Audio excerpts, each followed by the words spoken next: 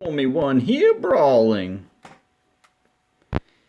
Going against Hotburple, champion triple strike, and it looked like Cloud Jumper, but no, it wasn't. It was Barf Belch.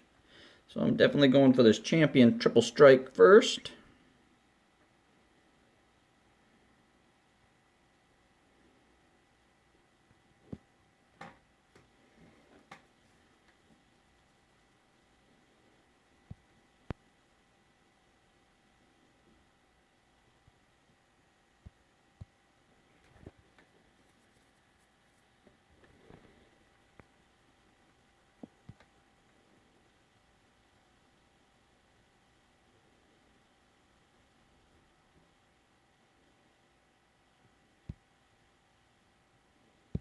Now I'll go after Barf Belch.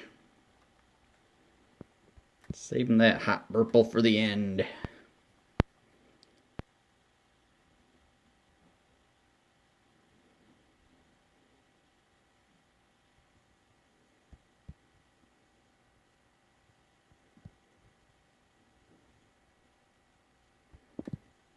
And there she goes.